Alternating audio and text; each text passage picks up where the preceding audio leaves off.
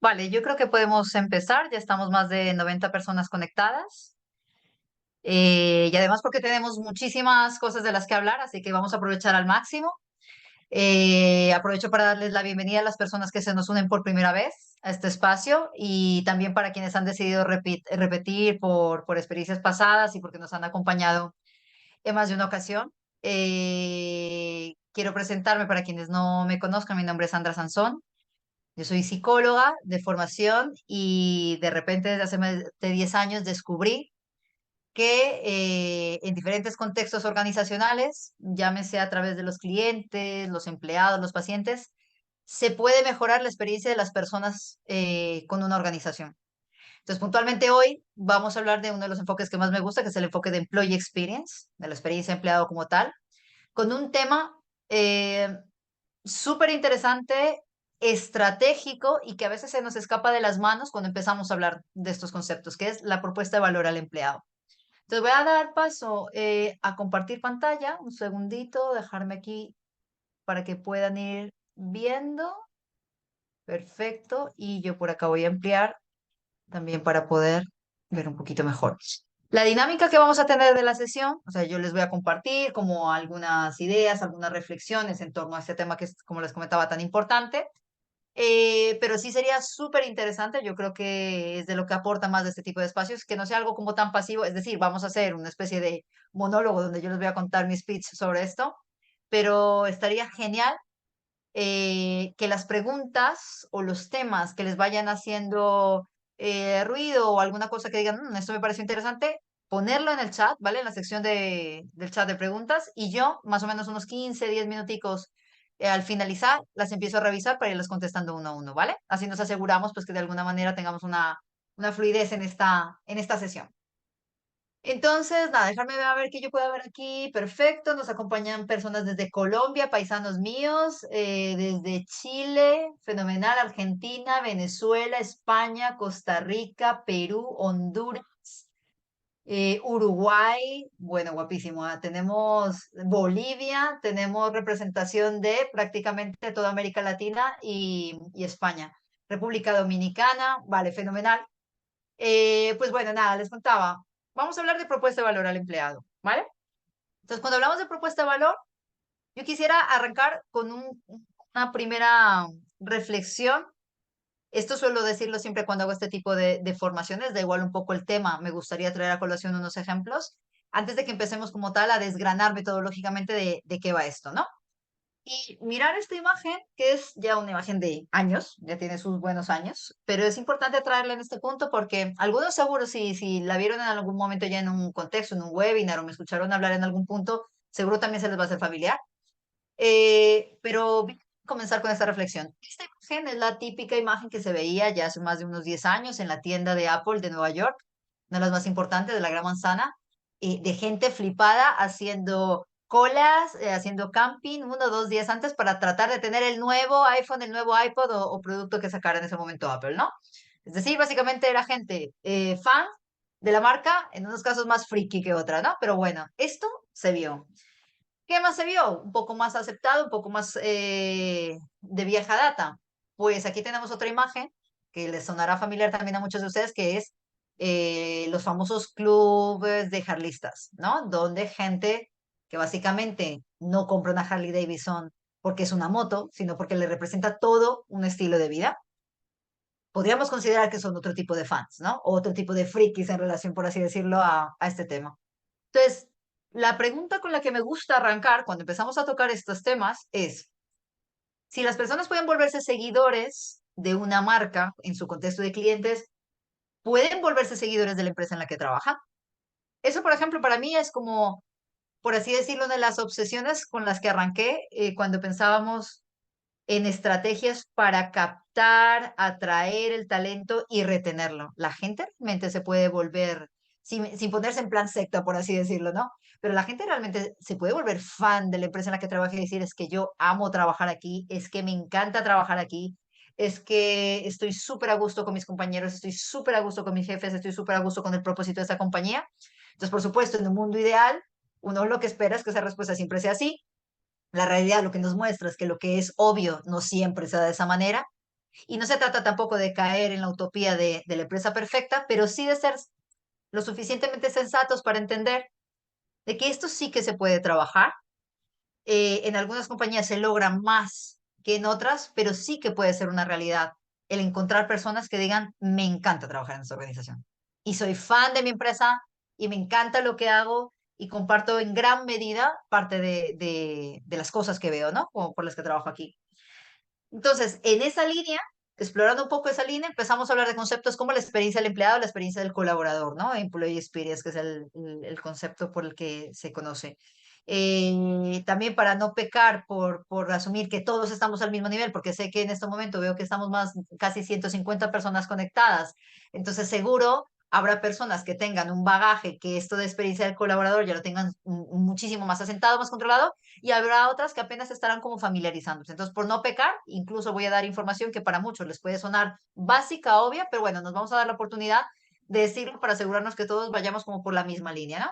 Entonces, hablemos de experiencia del colaborador. Si hablamos de experiencia del colaborador, hay muchas definiciones, pero por ejemplo, una que me parece súper completa es pensar que es todo lo que la persona que entra a trabajar en una compañía vive en una organización a lo largo de todas sus interacciones. Es la visión end-to-end, ¿no? Desde que por primera vez escuché hablar de una empresa o vi una oferta de trabajo en LinkedIn y fue la primera vez que me enteré de esta empresa, hasta que me voy de esa compañía. Y ya sea, bien sea porque renuncié, bien sea porque me despidieron o bien sea porque me jubilé, ¿no? Que son las tres razones por las cuales normalmente la gente se va de una empresa y a través de todos los canales. Es decir, la relación, la experiencia del empleado tiene que ver con los canales oficiales, a lo mejor que tengo para enterarme de las cosas, por la intranet, por el email, por mi jefe inmediato, pero también los canales informales, la información que me llega en el pasillo, cuando estoy en la cafetería hablando con la gente. O sea, claro, de ahí viene lo exigente de trabajar en eso, ¿no? Porque realmente la experiencia de las personas en las organizaciones como empleados depende de lo que vivan en cada una de las interacciones. Y entonces, claro, puede que hayan cosas que están fenomenales, pero puede que haya otras que no. Pero, y si son lo suficientemente importantes, son capaces de opacar a las otras que pueden estar bien. ¿Ah? Entonces, bueno, hablando un poquito de esta reflexión, entonces hay que ser conscientes que hoy en día tenemos unos retos dentro de la experiencia de empleado. Dejarme que creo, me imagino que están viendo la letra como la estoy viendo yo y se ha desconfigurado en este segundo. Bueno, pero el título que decía aquí era lo siguiente. ¿Cuáles son los retos que tenemos hoy en día? Entonces, cuando hablamos de experiencia de empleado, si aquí se refresca. Entonces, mira, ¿cuáles son los retos que tenemos cuando hablamos de experiencia de empleado? Entonces, hay como seis cosas súper claras, ¿no? Por un lado, esto de empezar a hablar de la experiencia de empleado no surge porque sí, surgió la experiencia de empleado es como un hijito de la experiencia de cliente, porque finalmente las compañías, sobre todo a principios del siglo XXI, entendieron que, oh, sorpresa, parece que podemos ser rentables, vender más y ser vigente, poniendo en el centro a las personas y dando experiencias memorables a nuestros clientes. Digo sorpresa porque también es una obviedad, pero hombre, si fuera tan obvio, no tendríamos, estoy segura que las más de 160 personas que veo que estamos conectadas aquí, todos podemos contar sin ningún problema experiencias negativas que hayamos tenido en algún momento como clientes, ¿no? Entonces, se entendió que había que trabajar sí o sí en la experiencia del cliente si querías diferenciarte, si querías vincular a la gente, pero ya no se puede caer en la lucha de precios, hay un momento donde no puedes bajar más de precio y punto, hay un momento donde copiar los productos ya como que se puede hacer y qué más se hace para diferenciarse, entonces se entendió que era importante trabajar la experiencia del cliente y que un elemento súper importante para trabajar la experiencia del cliente es la cultura de la organización. Y la cultura de la organización, ¿de quién depende? De la gente que hace parte de la organización. De ahí es como que se empieza a hilar, ¿no? Y empieza a hacer sentido de, oh, parece que si quiero mejorar la experiencia de los clientes, pues habrá que trabajar la experiencia de los colaboradores, ¿no?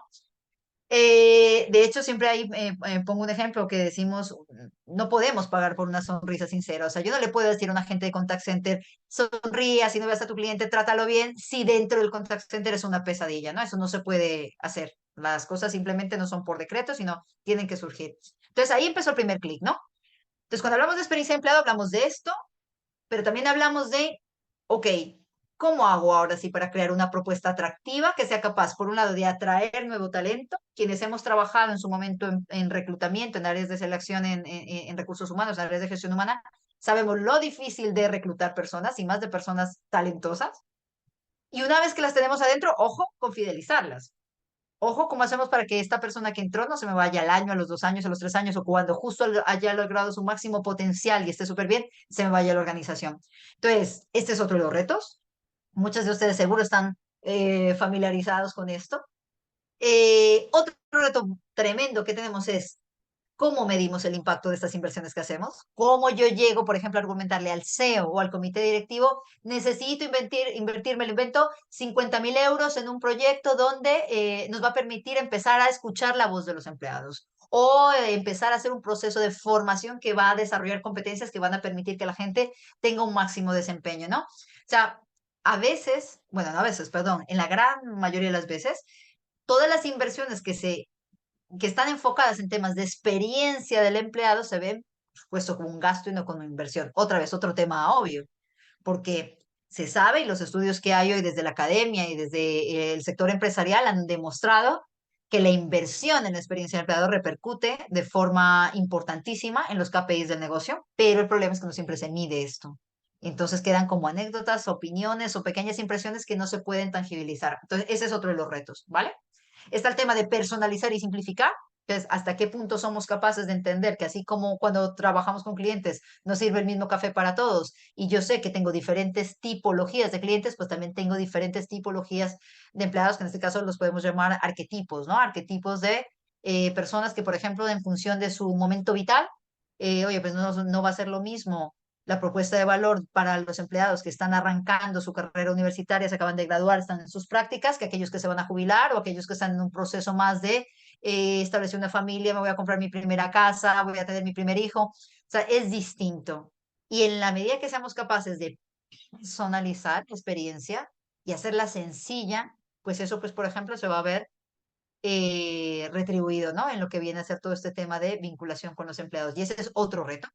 Y finalmente tenemos otros dos que tienen que ser con cómo logramos para permanecer en la mente de las personas, es decir, en volvernos memorables. ¿Cómo logramos en que, un poco la expresión que les decía al principio, ¿no? Esa sensación de decir, guau, es que ustedes imagínense, yo no sé de todos los que estamos aquí, casi ya 180 personas, que seamos capaces de decir hoy en día o en nuestro pasado reciente, es que me flipa esta empresa. Claro, yo creo que poder soltar esa frase son palabras mayores y que no siempre hemos tenido la oportunidad de hacerlo. Qué interesante sería lograr que esa fuera la tendencia, pero para que eso sea una tendencia debe estar muy presente este tema de ser memorable, es decir, de generar recuerdos que te marquen, de esos recuerdos que tú puedes decir, mira, yo en esta empresa será lo que sea, hay cosas muy difíciles, pero a mí nunca se me va a olvidar lo que tal día mi jefe hizo por mí por tal y tal y tal y tal.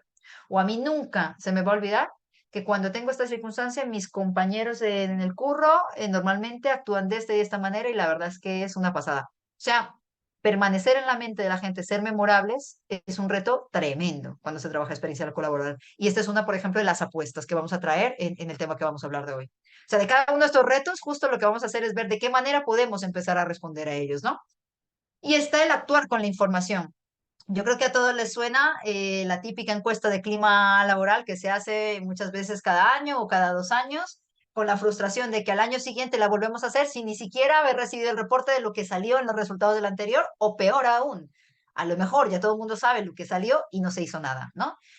Recordar que si se pregunta es para hacer algo. Cuando yo pregunto, genero una expectativa. Entonces, cuando yo hago una super encuesta de clima y salen unas valoraciones con unos puntos críticos que la gente una y otra vez remarca, oye, es que está pasando esto con la conciliación en la vida laboral y personal, es que falta un tema de remuneración salarial, hay un problema con los estilos de liderazgo, lo que sea. Y al año que viene vuelvo a hacer la encuesta y la gente siente que no ha pasado nada, o sea, que no ha habido acción con la información que se ha entregado, pues ahí, por ejemplo, es una de las principales causas para empezar a mellar o perder credibilidad cuando se quiere empezar a trabajar en esto. Entonces, ¿por qué quería poner el foco en estos seis retos? Hay más, pero digamos que son los que más implican trabajo cuando se empieza a trabajar en experiencia del colaborador, porque precisamente la propuesta de valor es, por así decirlo, una especie de herramienta para responder, para responder y poder hilar a estos retos que estamos trabajando aquí. ¿Vale?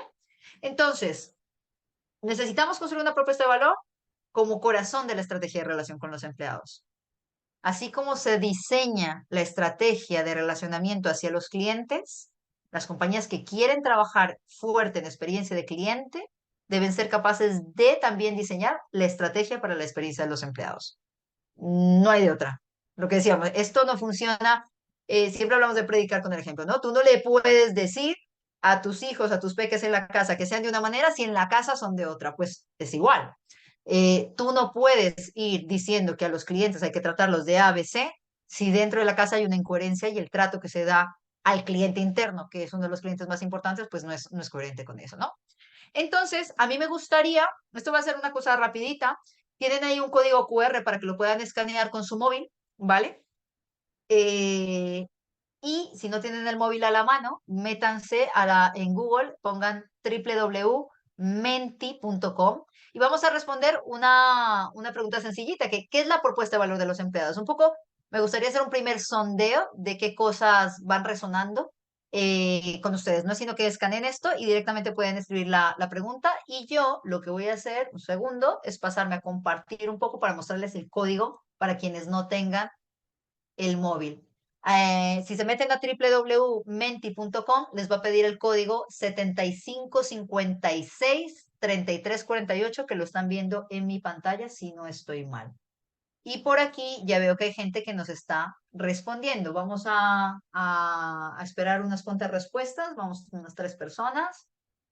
¿Qué es la propuesta de valor de los empleados? Voy a empezar a leer, ¿no? Vale, algunas impresiones. La oferta diferencial que hace única la empresa. Me encanta sobre todo el matiz de diferencial. Buen clima laboral, hace parte, pero por ejemplo no es lo único. Eso va a ser interesante, ¿no? Diferenciar entre qué es esto de la diferencia con clima. Lo que nos hace diferentes, la diferenciación, vuelve a salir por aquí. Los beneficios que das a los empleados, el valor añadido que hace llamativo a la organización, lo que les prometemos a los... Me encanta usar la palabra promesa, ahora lo vamos a ver. Tiene que ver muchísimo con salario emocional también. A ver, vamos a ver por acá. Momentos que generan experiencias memorables. Hay un matiz aquí, ¿no? Es verdad que la propuesta de valor ayuda a generar momentos, pero va un poquito más allá de ser solo momentos, ¿no? Ahora vemos un poco también esa diferencia. Guay, vamos a ver un par más. Lo que hace diferente a la empresa, beneficios cuantitativos y cualitativos que ofrezco a los empleados, ventajas y beneficios. Perfecto, veo que, o sea, me gusta porque es verdad que vamos como en la misma línea. Entonces, el reto que vamos a tener ahora es que conceptualmente vamos como alineados, ¿vale? Ahora entonces la gran pregunta va a ser, ¿y esto cómo se hace real? ¿No? O sea, esto sí, vale, está muy guay, todos entendemos que esto hay que generarlo, pero en la vida real esto cómo se asienta. Venga, pues entonces vamos a hablar un poquito, me voy a devolver aquí a mi presentación para volverla a proyectar, un segundito, y vamos a ello, por acá.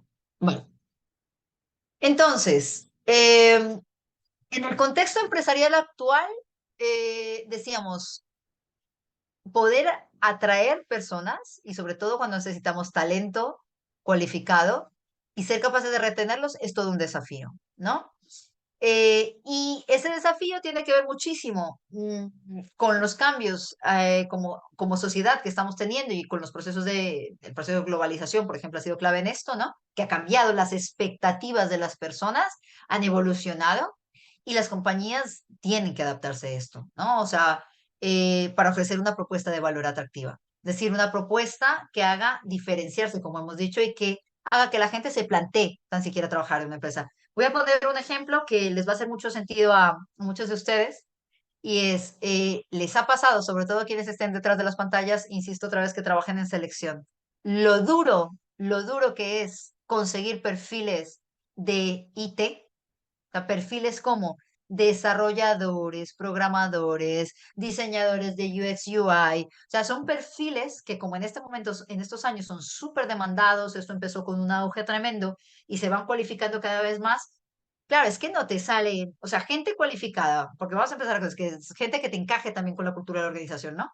No hay nada más frustrante que empezar un proceso de selección y empezar a con cuentagotas a ver que parece que de a poquitos vas a conseguir los perfiles y que de repente cuando les presentas tu propuesta de valor, lo que tú les ofreces como compañía, la gente te dice, no, gracias, no, gracias, paso, muy amable, no me interesa. Hablo de los perfiles de IT sobre todo porque, por ejemplo, ¿cuáles son las expectativas que tienen muchos de ellos? Y más que si se encuentran entre los 22, 30 años. Pues, por ejemplo, algo básico de estos perfiles es que casi dan por sentado el trabajo en remoto. Lo dan por sentado. O sea, considerar ir a la oficina es como de, ¿en serio? ¿En serio va a tener que hacer esto? No. Y si aceptan un trabajo así, es porque están desesperados y están viendo a ver de qué manera empiezan a tirar el currículo hasta que les salga algo trabajo remoto. Esa es una realidad. Las personas que tienen la posibilidad de trabajar en reclutamiento y selección lo padecen día a día y ahí, por ejemplo, es donde las compañías necesitan adaptarse a estas nuevas expectativas, ¿no? Necesitan adaptarse, por ejemplo, a entender que muchas personas, a raíz de la pandemia, que fue un tema también crucial que nos marcó y que ahora parece que fue una cosa lejísimos que vivimos hace años, pero sí que es verdad que nos removió muchas cosas, que la gente se replanteó un poco su estilo de vida, que mucha gente renunció a trabajos por sentir que no tenía mayor propósito, que no estaba alineado con lo que se estaba haciendo en la organización. Entonces, la propuesta de valor viene a ser, por así decirlo, la apuesta de las compañías para poderle decir a alguien, me interesa que trabajes conmigo y como quiero que trabajes conmigo, te ofrezco esto, porque quiero cuidarte y quiero que te quedes conmigo. Ojo, que va más allá de un bonito, de una bonita frase marketingiana, ¿no? O sea, porque es fácil darse cuenta cuando es realidad, con pocos meses en la empresa te das cuenta que no es cierto. Pero ese es un punto cuando trabajamos la propuesta de valor. Ahora, ¿por qué necesitamos se conoce también como Employee Value Proposition, ¿no? El EVP. Entonces, ¿por qué necesitamos una propuesta de valor contundente, clara, para los empleados? Desde el punto de vista de estrategia, básicamente así decíamos, como necesitamos tener súper bien definido hoy cuál va a ser nuestra estrategia de producto, cuál va a ser nuestra estrategia con los clientes, hay que definir la estrategia que queremos tener con los empleados. ¿Cuál es la visión de experiencia de empleado que queremos generar? Y eso es importante tenerlo muy claro porque a partir de ahí, por ejemplo, se deriva la propuesta de valor. O sea, yo debo tener muy claro como organización en 2024, para los próximos, por ejemplo, de aquí a 2030, a mí qué me gustaría que la gente que trabaja en mi compañía dijera de lo que es trabajar en esta compañía. ¿Cuál es esa visión que yo quiero tener? ¿Qué me gustaría que la gente piense de trabajar en esta organización? ¿Cuál es el sentimiento? Recordad que estamos hablando de experiencia. Siempre me gusta precisar que hombre, cuando hablamos de experiencias, la palabra experiencia tiene dos palabras detrás, que es emociones y recuerdos. Así que estamos hablando básicamente de eso. También me gusta decir que estos temas hay que tocarlos con cuidado, metodológicamente desde el punto de vista muy sólido, porque eso se puede volver pájaros y flores o humo en cualquier momento, ¿no? Pero es eso. O sea, si yo me quiero tomar esto de forma seria, yo debo abordar esto desde un punto de vista estratégico. No es un pañito de agua tibia de, ay, me voy a inventar la fiesta de Navidad, ay, voy a inventar un taller de integración para que la gente se una más. No va de cosas puntuales sueltas. Es toda una estrategia que yo digo, ok, recordar, la estrategia implica acciones tácticas después para aterrizarla. Pero eso implica tomarse en serio esto de trabajar la experiencia colaboradora. No son acciones puntuales como, ay, como molamos porque nos hicimos un workshop para llevarnos mejor, ¿no? Entonces, por un lado, entonces tiene un enfoque estratégico y porque de esta manera podemos ver de qué manera aterrizamos mejor la propuesta. Debe, por supuesto, tener un sentido de aportación al negocio. O sea, necesitamos establecer mecanismos para mejorar la experiencia de las personas, para aumentar la retención y el engagement, de tal manera que eso se vea traducido en los economics de la experiencia, ¿no? Que son, ¿y esto que estoy haciendo, cómo me incide a mí en las ventas? ¿Y esto? ¿En qué medida me baja, por ejemplo, indicadores claves como la rotación, como el absentismo, que sé que le pegan fuerte al negocio cuando se disparan o a la accidentalidad, por ejemplo, ¿no? Y esto, ¿cómo repercute a mi reputación de marca? O sea, no perdamos el foco, que además nosotros o sea, ya de por sí el solo hecho de mejorar la experiencia de empleado, porque sabemos que aporta el bienestar mental o integral de las personas sirve, pero aún sin tener en cuenta ese panorama, no perdamos el foco. Recordemos que al trabajar esto le estamos hablando directamente de impactar el negocio. Y ahí es donde tenemos que posicionarnos las personas que trabajamos desde las áreas de people, a ser capaces de argumentar para que no opinión o como un interés que no está bien consolidado el por qué vale la pena mejorarle la vida a las personas dentro de la organización, porque eso se ve traducido en cifras contundentes para el negocio.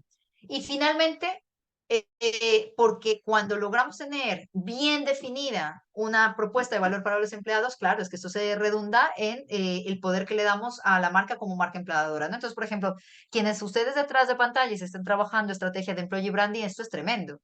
O sea, si estamos trabajando una estrategia clara de employee branding, eso tiene que ir de la mano con una muy clara propuesta de valor a los empleados. Y esa propuesta de valor de los empleados, hemos dicho, se deriva, depende de haber definido bien esa visión. Hagan de cuenta que es como tenemos un paraguas, que es la visión de la experiencia empleado que yo quiero ofrecer, y debajo de ese paraguas de la visión viene, por ejemplo, sale la propuesta de valor. Yo ya tengo clara la visión y entonces le empiezo a aterrizar, ¿no? Bien, entonces, esto también es importante señalar que hacer todo esto implica un esfuerzo porque estamos en un contexto, a muchos les sonará el enfoque de Buca, ¿no? Donde hay que hacerlo sabiendo que de por sí el mercado es volátil, va cambiando, ¿no? El mercado es incierto, no sabemos muy bien, hay algunas tendencias, hay algunas líneas, pero tal cual, lo que nos pasó, nadie se sospechaba una pandemia, a veces el tema, los conflictos sociales, culturales que se avecinan en el mundo generan incertidumbre que dice, ¿valdrá la pena invertir en esto si a lo mejor va a pasar tal cosa? Es un contexto complejo, es un contexto ambiguo muchas veces, y sobre todo ahí quiero dirigirme al tema de, finalmente estamos empezando a hablar ya fuerte, fuerte experiencia de empleado en los últimos 5 años. Hace 10 años esto era, se hablaba de experiencia de cliente, pero así bien entendido. Es más, mucha gente entendía la experiencia de cliente como el servicio al cliente, ¿no? Y la experiencia de empleado como clima laboral.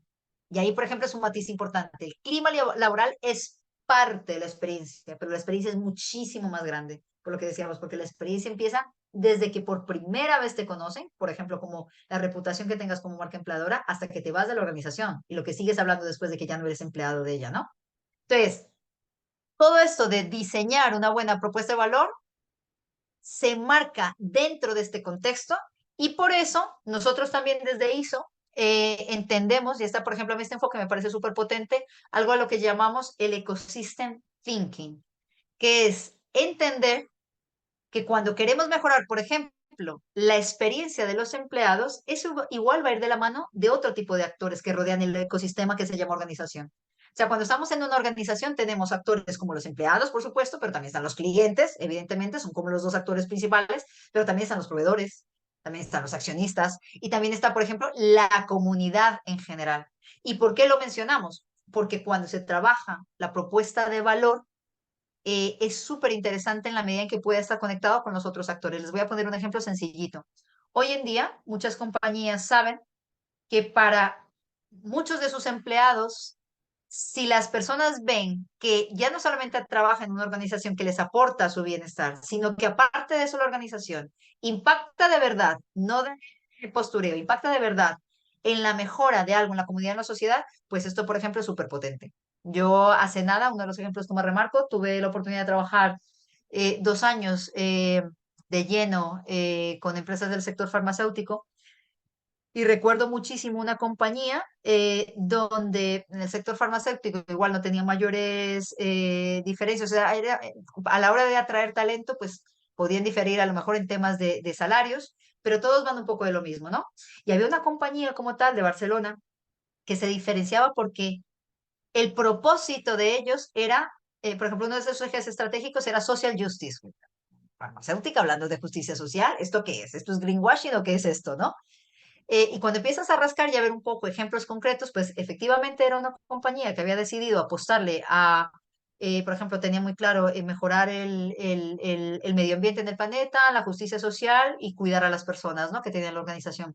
Y habían desarrollado programas específicos, cosas súper puntuales, donde, por ejemplo, sus empleados podrían hacer voluntariado como parte de la propuesta de valor. ¿Y qué pasó como resultado de esto? 5 años después de haber empezado esta estrategia, pues es una de las compañías que a nivel de atracción de talento, que es muy difícil en ese tipo de sector, de nicho, para ciertos perfiles sobre todo, pues fíjense que de las últimas incorporaciones mucha gente ha entrado por el propósito de la empresa. Porque mucha gente dice, mira, sé que incluso en una multinacional voy a poder ganar un poquito más, pero es que a mí me hace más sentido si le voy a dedicar el 90% de mi existencia a una organización que al menos sepa que tiene una retribución en algo que a mí me interesa, ¿no? Y hay unas causas donde la gente, pues por ejemplo, la gente que era animalista, o la gente que estaba súper sensibilizada con el tema del medio ambiente, o la gente que estaba súper sensibilizada con ayuda a poblaciones vulnerables, pues hombre, que tú sepas que trabajas en una compañía que aparte de que te dé un bienestar a ti, repercute en esto, esto hoy, por ejemplo, ojalá muchísimo. Y eso hacia diferentes empresas en su propuesta de valor, ¿vale? Entonces, me encantaría que se queden con el concepto de ecosystem thinking, porque lo que quisiera que exploráramos es que cuando estemos pensando en diseñar la propuesta de valor de los empleados, no solamente pensemos en soluciones que atañen a la realidad inmediata de los empleados, sino a lo que puede interesar como seres humanos a esos empleados, ¿vale? Que eso puede generar un mayor impacto. Guay. ¿Qué más podríamos aterrizar cuando estemos hablando de propuesta de valor? Como tal, como vemos de las muchas definiciones que ustedes dieron, pues aquí está un poco un resumen, ¿no? La Employee Value Proposition básicamente está compuesta por todo lo que la organización le ofrece a las personas a cambio de su trabajo y tiene en cuenta como unos elementos que son desde funcionales, como por ejemplo el salario, que ya hace parte de la propuesta de valor, y otros que pueden ser un poco, en teoría, más intangibles, pero que igual son muy importantes, por ejemplo, elementos emocionales, ¿no? Elementos sociales, que a la larga están interconectados, decíamos, y la ventaja de estar interconectados en este ecosistema es que podemos tirar de muchas cosas para ver de qué manera podemos dar una propuesta de valor mucho más sólida, más contundente. En ISO, por ejemplo, cuando hacemos proyectos para diseñar la propuesta de valor, siempre tenemos como estos 4 frentes de trabajo, ¿no? Mm, ¿Qué aspectos funcionales hay que tener en cuenta? Por ejemplo, temas de flexibilidad y balance en el día a día, seguridad y estabilidad laboral, tema de compensación y beneficios, entornos de espacio, de instalaciones. Por ejemplo, eso es lo más funcional, por así decirlo. Como compañía, ¿yo qué ofrezco? ¿Qué estoy realmente dispuesto a darle a mis empleados, no? Pero también hay temas intelectuales. A nivel de crecimiento y carrera, ¿yo qué le estoy ofreciendo a las personas en mi organización? A nivel de retos y motivaciones, yo qué oportunidades puedo para generar esos motores internos para que la gente diga, guau, es que me encanta trabajar aquí y estoy súper motivadísimo por tal cosa. A nivel de la contribución y el impacto que la gente sienta que está haciendo en la empresa y en la sociedad, ¿yo qué le puedo ofrecer? Ahí, por ejemplo, les contaba un poco, ¿no? De los retos que yo podría ofrecerle a la gente. Oye, no solamente vas a desarrollar un producto que sirva a la empresa, sino que es que esto le sirve como tal, ¿no? A una comunidad. Qué tipo de conocimientos, experiencias le estoy dando a la persona para que crezca. También está elementos sociales, pues por ejemplo, ¿qué tipo de sentido de pertenencia estoy generando? ¿Genero o no genero sentido de pertenencia, no? Porque esto ya sabemos que es de los puntos que no se genera por decreto. Yo no puedo a partir de mañana decir, todo mundo mañana que con sentido de pertenencia. Eso sabemos que no es así, aunque, otra vez, parece una vida, pero muchos CEOs o comités directivos se olvidan de eso y creyeran que la gente debería sentir sentido de pertenencia solo porque se paga un salario, porque debería ser ya por añadidura, ¿no? eh, ¿Qué diversidad le estoy ofreciendo a las personas de mi organización en todo tipo, ¿no? Tengo la capacidad de tener una organización diversa desde diferentes puntos. Realmente tengo la capacidad de hacer una organización productiva, pero al mismo tiempo que cuide el ocio de mis trabajadores como uno de los elementos importantes. Yo apoyo, cuido eso. Tengo la capacidad de dar apoyo vertical y horizontal. Tengo redes dentro de la organización que permiten que la gente no se sienta sola a la deriva y que tiene que tirar cada quien como puede, sino que estoy pensando en esto. Y uno de los elementos emocionales, como por ejemplo, ser capaces, decíamos, de personalizar la experiencia, de no pensar que todos vamos por lo mismo, de reconocer los logros, de asumir una responsabilidad con la gente y entender que estoy trabajando con seres humanos, no con números en la nómina, o de entregar, decíamos, un propósito. O sea, los digo un poco más, por así decirlo, de forma general, porque me gustaría es que se quede más como con la idea de los 4 elementos, ¿no? Que componen la propuesta de valor y que les sirva de marco, porque a veces uno cuando empieza en esto empieza a perderse un poco y yo he visto muchos ejercicios de empezar a diseñar la propuesta de valor que terminan básicamente los más currados en un ejercicio como de tocar temas de clima laboral, pero ya vemos que no es solo lo único, ¿vale? Que hay elementos más complejos. Y otros, en el peor de los casos, es, como les decía, la propuesta de valores, tarjetas de descuento, pata al gimnasio. Y se queda como una cosa súper puntual, ¿no? Entonces, bueno, hay que tener una visión transversal. Las personas somos mucho más allá que solamente elementos funcionales. Y lo interesante sería entonces, que será la pregunta que muchos de ustedes están haciendo en este momento, es, mm, vale, pero entonces si hay que tener en cuenta todo esto, si hay que tener en cuenta todo esto, ¿hasta qué punto podemos empezar a tocar y no volvernos locos, empezar a generar ideas donde llega un momento que se generan tantas ideas que ya ni siquiera sale una propuesta de valor mínima, ¿no? Entonces vamos a ir viendo un poquito, por así decirlo, cuáles serían esos objetivos cuando estemos trabajando en esto. Veo que hay varias personas que están levantando la mano y que están escribiendo en el chat. No se preocupen, yo termino de hacer como este sprint de conceptos y empiezo a revisar las preguntas para que las vayamos revisando una a una.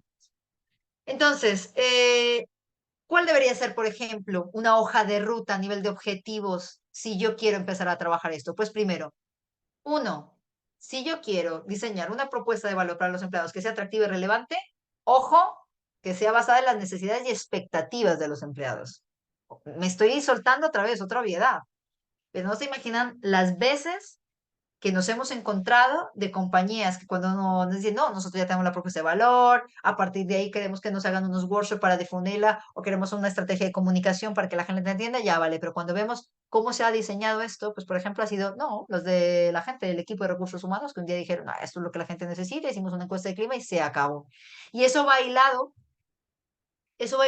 un poco de entender que tenemos que ser capaces de codiseñar, de ir de la mano de las personas, ya no solamente para saber qué es lo que quieren, qué es lo que sienten y qué es lo que quieren, ¿no? Entonces hay que definir una estrategia, decíamos, de relación con los empleados que permita unar los esfuerzos para gestionar mejor estas expectativas, a definir bien la visión, pero entender que yo puedo definir una visión que esté maravillosa, fenomenal. En esta compañía vamos a cuidar por el bienestar físico, emocional de los trabajadores en esta compañía, vamos a asegurarnos que las personas tengan la oportunidad de desarrollarse. Yo eso todo lo puedo poner en el papel, en la web, va a sonar fenomenal como visión. Pero a la hora de aterrizar esa visión en elementos, como vimos, funcionales, sociales, emocionales o intelectuales, quienes tienen la forma más práctica para hacerlo son las mismas personas. Recuerdo también mucho una compañía del sector de automoción que se quejaba muchísimo porque había hecho un esfuerzo brutal a nivel de salario emocional. De hecho, tenían un discurso también que me chocaba un poco porque era un discurso paternalista, ¿no? Como cuando tratas a los empleados como si fueran niños, ¿no? De, es que no valoran, es que son mal agradecidos, es que son mal criados, es que como si estuvieras trabajando con niños y no con adultos funcionales, ¿no? Y la queja iba porque habían hecho una reestructuración importante, una revisión del salario emocional de recursos humanos para adentro, sin codiseñar con la gente y habían hecho unas apuestas, pues por ejemplo, habían aumentado más plazas de parking, habían hecho unos convenios con unas guarderías para hacer descuentos de guarderías y habían hecho unos temas de tickets de gimnasio, cosas como estas, ¿no? O habían puesto fruta en las oficinas que se puso muy de moda en un tiempo para acá. Y aún así hacen la encuesta de clima y la encuesta de clima peor que el año anterior. Entonces, claro, esta gente estaba como de, ¿qué está pasando? Peor con esta inversión que hicimos y no, es que la gente no agradece, es que la gente se les da y no valora. Pero realmente, cuando empezamos a rascar y ya hacer un trabajo cualitativo, por ejemplo, que ahí cualquier encuesta se queda corta, claro, por punto número uno, la gente, para quienes tenían peques, lo de la guardería les hacía sentido, pero ¿qué porcentaje de la población tenía peques y la mayoría, por ejemplo, no se ubicaban ahí? ¿Qué porcentaje de la gente usaba gimnasio y los que no usaban el gimnasio ni tenían peques, por ejemplo, no se veían involucrados ahí? A mí de qué me sirve que me pongas fruta en la oficina si realmente lo que me está quitando el bienestar o el sueño es que estoy currando fines de semana, mi jefe no para de llamarme en la noche y tengo una carga laboral que no me ha permitido sacarme vacaciones. Entonces, la reflexión es, ojo, que trabajar la propuesta del empleado desde un punto de vista serio no da para posiciones tibias ni para pañitos de agua tibia. Y lo interesante es que las empresas que lo empiezan a entender rápidamente entran en el mood y logran hacer cambios contundentes, aunque hagamos uno, pero uno bien hecho. Una cosa, pero que la gente sienta que, guau, esto sí responde a una necesidad clara que teníamos aquí, ¿no? Entonces, mi invitación también es como decir, no nos vamos a agobiar ahora, pues, a empezar a revisar todos los elementos y entonces, pues, por ejemplo, eso que teníamos aquí atrás, elementos funcionales, intelectuales, sociales, y empezar a soltar, vamos a irla construyendo poco a poco, por supuesto, esa es como la idea, pero con una cosa que hagamos bien hecha, que sea sólida a la hora de explicar nuestra propuesta de valor y que sea diferencial, ya con eso empezamos bien. Ahora, empezar a establecer esos mecanismos para mejorar esa satisfacción de los empleados, aumentar su retención, reduciendo la rotación y los costes asociados, es clave. Ese es uno de los objetivos, por ejemplo, que se tienen cuando empezamos a hacer este ejercicio. O sea, que cualquier tipo de solución que hayamos diseñado tiene que poderse mapear. Y entonces eso nos lleva a empezar a medir, empezar a hacer pulsos, por ejemplo, a ver qué tan qué tantos resultados estamos obteniendo a partir de los ajustes que estamos haciendo. Y todo esto también debe decantarse en una reputación de la organización como marca empleadora, ¿no? En el mercado en el que estamos. Entonces, fíjense todo el impacto que puede tener trabajar en la propuesta de valor. Entonces, dicho esto también, me gustaría contarles un poquito el paso a paso, ¿no? De cómo se hace eso. Oye, me está pasando este tema de, a ver, voy a ver si al hacerlo así, de la, ahí, de la desconfiguración de la fuente. ¡Guau! Bueno, se los voy a dejar ahí un segundito para que lo vean ahí de esta manera. Entonces, mirar, si quisiéramos, ya un poco para aterrizar el cómo, ¿no? Esto cómo lo hacemos realidad, hay como tres grandes momentos para ponerse a trabajar esto. Primero, partir de un buen diagnóstico. Lo que hemos dicho, ¿no? Yo no me voy a poner a diseñar algo. Esto es como la gente del equipo de research de Facebook tiene una frase que me encantaba que decía que diseñar sin investigar es como tomar un taxi y decirle que conduzca sin decirle a dónde. Tú puedes tirar y el taxi puede ir, pero si no le dices dónde y ya se te acaba la pasta y tienes que pagar, ¿no? Entonces, el punto es, hay que hacer un análisis claro de necesidades, expectativas de los empleados y de dónde está la propuesta de valor actual y dónde quisiéramos que estuviera la esperada, la ideal. ¿Ah? Entonces, un buen diagnóstico, como cuando vamos al médico. A mí no me mandes medicamentos ni tratamientos sin tener claras las analíticas o los exámenes que necesito, ¿no? Ese es el diagnóstico. Cuando se diseña una propuesta de valor, hay que tomarse el tiempo. Hay que tomarse. Muchas compañías quieren empezar, como decimos, como elefante por cacharrería y arrancar de una. Y honestamente, se paga muy caro el coste de no trabajar en un diagnóstico a tiempo preciso, que ojo, que los diagnósticos no tienen que eternizarse. Un buen diagnóstico para esto se puede ir de 2 a 3 semanas, bien hecho, con investigación cual y quanti. Entonces, no sacrifiquen jamás el diagnóstico porque si no es como automedicarse y la posibilidad de equivocarse es altísima y la posibilidad de perder dinero y tiempo es altísima. Entonces, una vez que ya tengamos el diagnóstico, ahí sí nos venimos arriba y traemos todas las metodologías, por ejemplo, de Human Centered Design para decir, vamos a darlo todo para diseñar la propuesta de valor con los empleados. Mirar que aquí hablamos de co-creación, co-diseño de esa propuesta de valor. O sea, así como tuvimos en cuenta a los empleados en la ecuación para escucharles, les tomamos en cuenta para diseñar. No podemos cometer el pecado ni en el uno ni en el otro de no tenerles en cuenta. Y esto, por ejemplo, es clave. Algunas empresas lo tienen súper claro, otras ni se les ocurre, y además por ciertos miedos que a veces, no, es que como empecemos a preguntar, ya vas a ver la gente lo que va a empezar a pedir, ¿no? Y después, ¿quién las gestiona eso? Como todo en la vida, cuando trabajamos en experiencias, esto es un tema de gestión de expectativas. A la gente, desde que de entrada le digas, mirar, habrá cosas de entrada que no se van a poder hacer por tiempo, por presupuesto, por cultura. Pero lo que no les puede quedar la duda es que vamos a hacer todo el esfuerzo a ver qué sí podemos hacer posible. Y la gente, si tú eres claro desde el principio y le aterrizas eso, la gente lo entiende, ¿vale? Las posibilidades de que la gente entiende que a lo mejor una idea que estuvo rodando no se hizo realidad, pues es más fácil que la gente lo pille, ¿vale? Y entonces una vez que lo diseñamos, hay que hacer el despliegue. Hay compañías, ojo, que son muy buenas en diagnosticar y después se pegan una eternizada, pasa un año y nada que son capaces de diseñar. Otras logran diagnosticar y diseñar y se pegan una eternizada y nunca son capaces de soltar los pilotos. Y otras que sí dan el salto a hacer el despliegue y la medición. Y aquí mi recomendación es, para desplegar esto y asegurarnos que nos ha quedado bien el diseño, la única forma de hacer esto es desplegar y medir. Lo que no se mide, no se gestiona ni se controla. Y cuando hablamos de medir, es algo tan contundente como, por ejemplo, decir, oye, pues nos hemos dado cuenta que una prueba piloto que queremos hacer para gestionar mejor la calidad de la relación entre conciliación, vida laboral y personal, es que vamos a hacer que las personas entre ellas mismas puedan gestionar el cambio de turnos. Por ejemplo, tuvimos un caso de una compañía de 170.000 empleados donde el 90% de los empleados trabajaban en seguridad, eran guardas de seguridad. Y una de las dinámicas que tenían y que era súper compleja era que necesitaban, pues si tengo que ir a una reunión del cole, tengo que ir al médico con mi hijo, cualquier imprevisto, era súper complejo pedir permisos porque tenías que pedir al supervisor y el supervisor, cuando te llegaba el permiso ya había pasado la reunión, ¿vale? Entonces, y eso afectaba muchísimo el equilibrio entre vida laboral y personal. Y, por ejemplo, lo que la gente terminaba haciendo era no ir, entonces disparaba las tasas de absentismo. Y cuando la compañía pudo entender cuánto implicaba reducir un punto de absentismo en una empresa de 170.000 empleados, que eso iba a miles y miles de euros, ahí dije, no, parece que hay que prestar atención a eso. Entonces, por ejemplo, se rodó la posibilidad de, oye, pues cómo, si el problema es el cuello de botella que generan los supervisores, ¿qué tal si dentro de la app del empleado diseñamos una idea para que la misma gente haga una especie de match entre perfiles sin necesidad de tener una autorización previa de un supervisor, porque ya lo tenemos protocolarizado dentro de la app? Y eso fue fenomenal, porque así la gente pudo, por ejemplo, con sus mismos compañeros, hacía intercambios de turnos entre perfiles que se podía y solucionaron ese tema. Fue una forma novedosa donde dentro del nicho de las empresas de seguridad era un punto de dolor para la mayoría de los empleados y esta empresa en su propuesta de valor pudo darlo, ¿vale?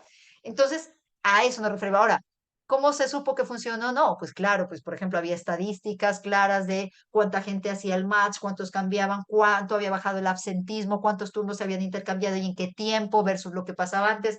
Entonces, el despliegue va por entender de que hay que medir y segundo, de que va a haber posibilidad de que nos equivoquemos, ¿vale? Eso también es importante. Entonces, antes de irme a las reflexiones de cómo trabajar ya un poco más aterrizado esto, también me gustaría compartirles cómo logramos aterrizar la propuesta de valor a los empleados.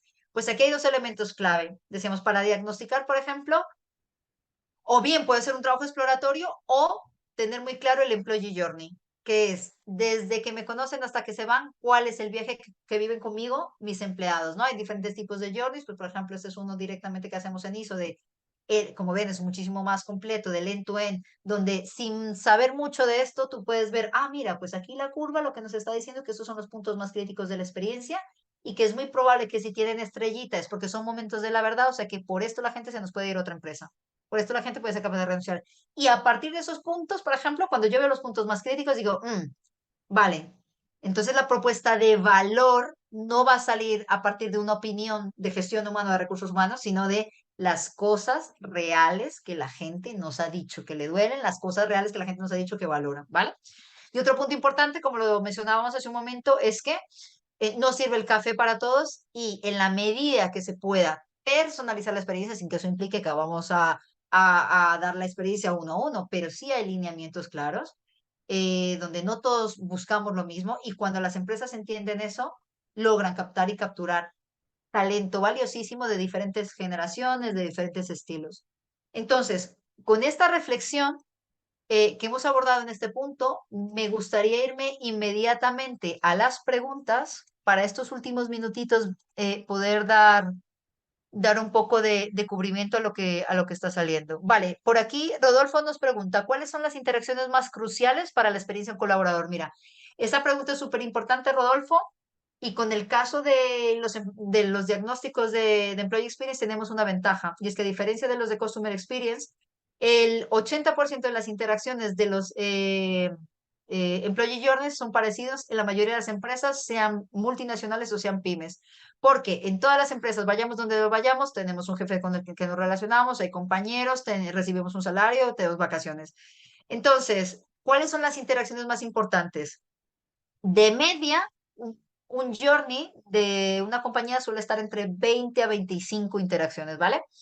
Pero hay unas 5 que son trascendentales y que, por ejemplo, a la hora de trabajar la propuesta de valor hay que tenerlas en cuenta. Uno, la relación con mi jefe. La relación con mi jefe, siempre decimos, la gente no le renuncia a las empresas, sino a los jefes, ¿no? Muchas veces esto ocurre. Entonces, por ejemplo, cuando yo estoy diseñando la propuesta de valor, ¿qué le puedo ofrecer de diferencial a la gente en relación al estilo de liderazgo que tengo? Hay, por ejemplo, un caso que se me viene a la mente, que lo tenemos referenciado, buenas prácticas de esto, es una empresa que se llama Valve, VALVE, que se hizo muy famosa porque tenía una política de eh, libre de jefes, en teoría, ¿no? Era la empresa. No porque no hubiera jefes de ningún tipo, pero sí porque, mirar que cuando se quería contratar a una persona, la persona entraba a la organización no porque un jefe la escogía, sino porque valoraban, por ejemplo, lo que el equipo primario con que iba a trabajar con esa persona percibía. O sea, el equipo era parte fundamental de esa decisión, ¿vale? Y esa fue su política, una apuesta de decir, no solamente el jefe es el que escoge quién va a llegar al equipo, porque esa persona no va a trabajar principalmente con los compañeros. Entonces, en esta empresa estuvo muy guapo ese ejercicio porque no solamente lo hacían cuando la gente iba a entrar, sino cuando se iba a despedir a alguien, el equipo tomaba la decisión quién salía.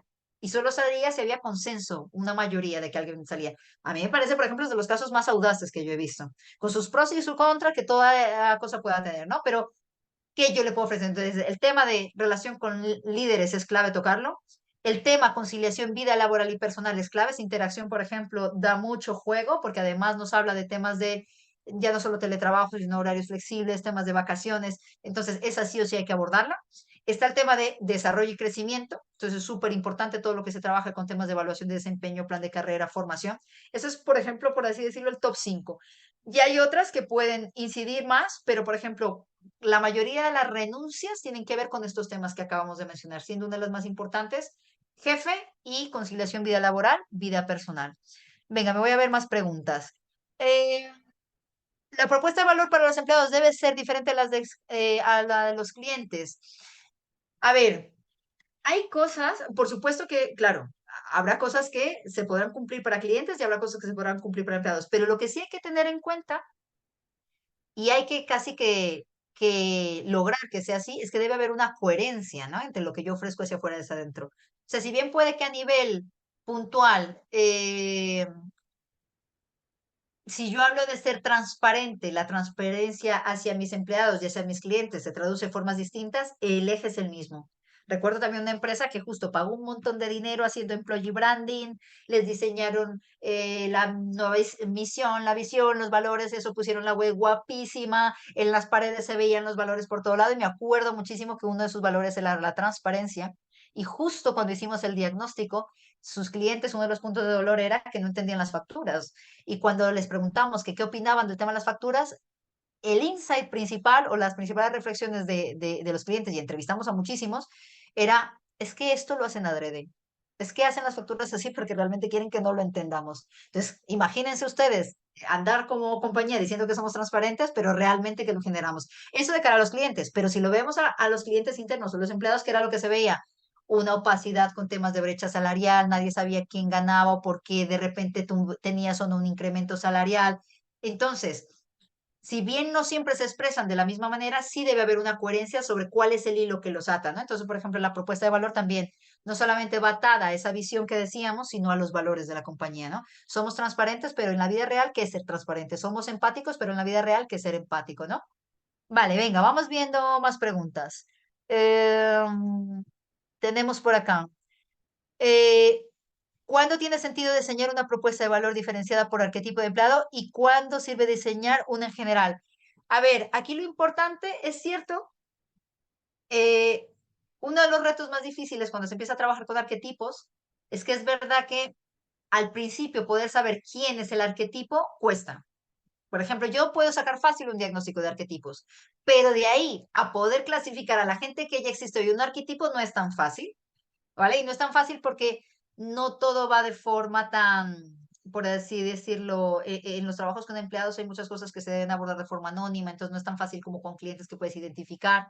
Entonces, la recomendación siempre es empezar por diseñar una propuesta de valor transversal que da igual el tipo de los arquetipos que tengas o los tipos de empleados que tengas, igual puedas tener un impacto global y en función de la madurez que tengas en tu estrategia de experiencia de empleado, vas a ir afinando y vas a ir pudiendo arquetipar mejor y ahí, solo cuando empieces a tener claros tus arquetipos y a ver cómo los puedes segmentar, ahí ya puedes darte el lujo, por así decirlo, de personalizar mucho más la propuesta de valor. ¿Ah? Entonces, no me desgastaría de entrada de una haciendo una propuesta de valor por arquetipos, salvo que hay una cosa que sí sea clarísimo, por ejemplo, que yo diga, vamos a ver, esto no tiene sentido. O sea, yo tengo claro que ahorita en mi organización, porque hay arquetipos que se pueden hacer, por ejemplo, como les dije, por momentos vitales, pero hay otros arquetipos que pueden hacer en función de, estamos viendo una transformación cultural y tenemos arquetipos que son más resistentes al cambio y otros que lo adoptan más fácil, ¿no? Y en función de eso yo puedo rediseñar. Entonces, insisto,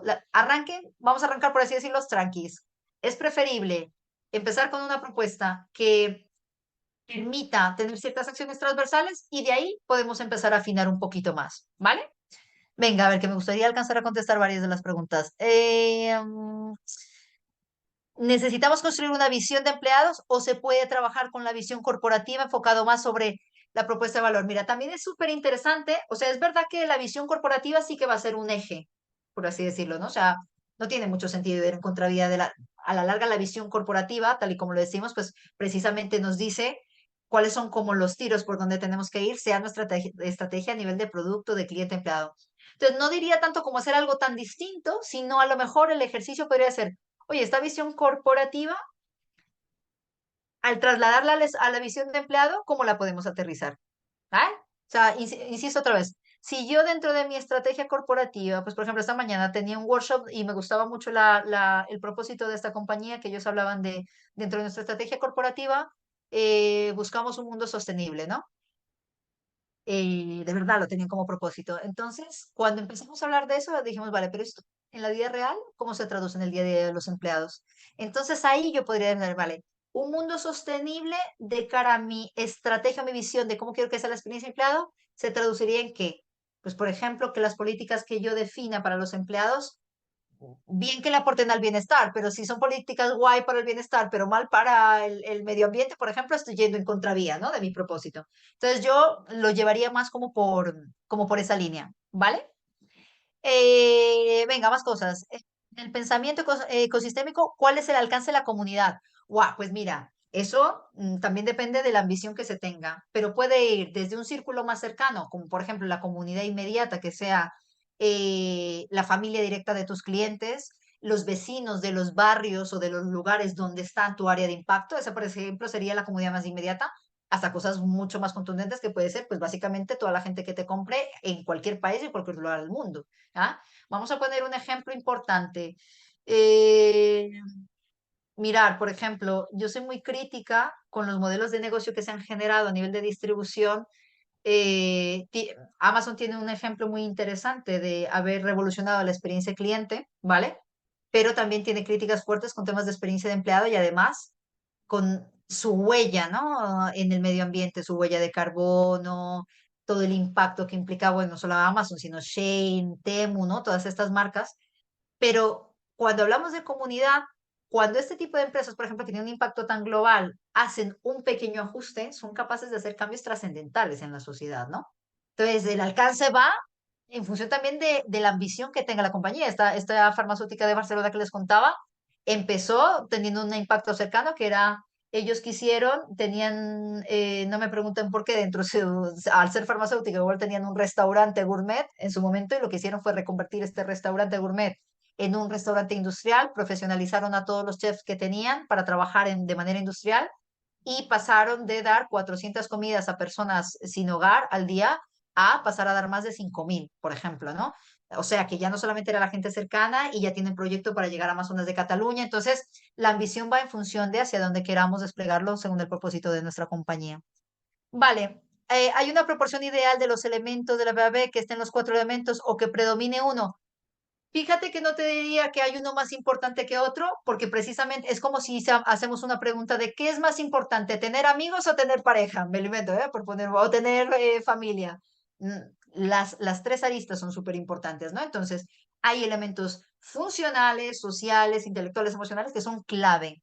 Entonces, yo lo que diría, más bien, si queremos tener una pista por dónde empezar, si tenemos un buen diagnóstico, pues a lo mejor podemos ver equilibrio y decir, joder, pues honestamente, lo que está más desequilibrado aquí en la empresa es el tema social. O sea, la gente guay de momento gana bien, la gente siente que trabaja en unas instalaciones fenomenales, la gente siente que intelectualmente tiene retos, pero aquí se trabaja en silos, aquí la gente prácticamente es un muro, nadie comparte. Entonces, lo que te va a dar la prioridad es el diagnóstico que te diga a nivel de empresa cuáles son los elementos, por así decirlo, que están flaqueando, ¿no? Un poquito más. Venga, yo creo que alcanzamos a preguntar, a responder unas cuantas más. No es primero definir arquetipos y segundo realizar los mapas. Mira, qué buena esta pregunta, Enrique, porque efectivamente no hay una regla en esto. Hay compañías que de entrada, por ejemplo, pueden decidir, yo ya tengo unos clientes, me interesaría conocer y profundizar más en cómo son mis clientes, pero de entrada lo que necesito saber es cómo es la experiencia conmigo. Recordar que los mapas responden a la pregunta es, ¿cómo es la experiencia con la organización? ¿Vale? Y los arquetipos es quiénes son mis clientes, ¿no? Entonces, ¿qué va primero? Depende de lo que quieras como organización saber. Entonces, hay compañías, por ejemplo, que quieren las dos cosas. Entonces, contraten en un diagnóstico, vamos a hacer el journey, vamos a sacar arquetipos. Perfecto. Y si les soy sincera, esa es la mejor forma de hacerlos porque el mismo trabajo de campo que planteas, tanto las actividades cualitativas, entrevistas, focus group, como las cuantitativas, como encuesta, te sirven para las dos cosas. Entonces te ahorras, por así decirlo, porque si no tendrías que hacer una inversión de diagnóstico para journeys y al año siguiente arquetipos, mientras que podrías hacer dos por uno, por así decirlo, ¿vale? Entonces no hay uno primero que otro. Que una empresa quiere arrancar por arquetipos, no hay problema. Si el objetivo de entrada es, no, no, es que lo que me interesa es personalizar a saco, pues empiezo por arquetipos.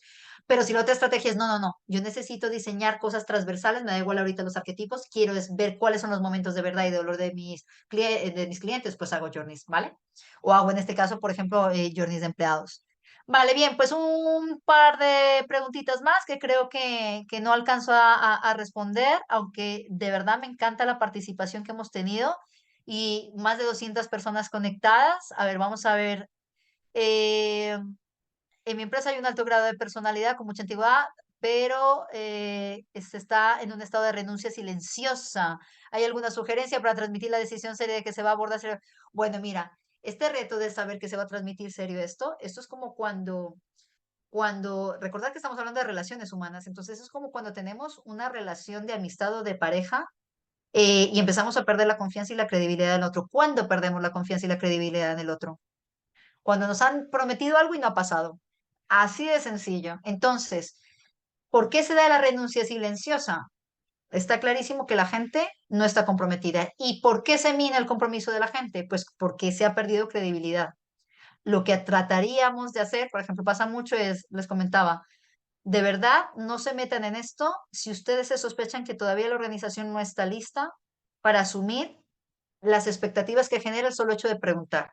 Entonces, no se supone que, ahora, tampoco se supone que vamos a empezar a hacer cosas y solo podemos hacer grandes cambios. Recordar, con que hagamos pequeñas cosas ya sirve, pero sí no nos pongamos a trabajar, a hablar de propuesta de valor, de experiencia empleado, si todavía, por ejemplo, no estamos listos para asumir que si yo hago unos workshops o unas entrevistas, unas encuestas y unos focus para preguntarle a la gente cómo quiere mejorar su experiencia, han pasado 6 meses y no he hecho nada porque eso lo único que va a generar es desgaste, para que nos llaman, hace ratos hicimos eso y no pasó, ¿vale? Entonces es preferible ir haciéndolo más de a pocos, pero que se vayan mostrando resultados en el corto plazo, que tratar de generar unas expectativas muy altas, ¿vale? Entonces, dicho esto, oye, sé que por mucha gente por ahí se ha quedado con más preguntas. Cualquier cosa, si se les quedó con mucha duda, esto no se preocupen. En LinkedIn me pueden encontrar como Sandra Sansón. Me tomará tiempo ir contestando, pero si hay algo que digan, guau, es que esto de verdad que quisiera saberlo, me escriben sin ningún problema y con el tiempito les voy respondiendo. Se ha ido esta hora volando. Les agradezco muchísimo por haberse conectado y nosotros periódicamente estamos compartiendo información de este tipo, webinars, así que es un tema que personalmente me apasiona y en ISO vivimos mucho este tema con la esperanza finalmente de que, ojo, los grandes cambios en la sociedad se pueden hacer desde dentro de las organizaciones. Es un lugar donde estamos inmersos la mayoría de las personas y definitivamente creemos que es un punto crucial para generar como sociedades mucho más sensatas de las que estamos buscando. Así que bueno, encantada de haber compartido con ustedes. Que vaya muy bien y hasta una próxima ocasión. Que vaya muy bien. Muchísimas gracias, Vianey. Gracias, Isabel. Gracias, Vivian, Karina, Marcela, Elizabeth. Gracias, Claudia.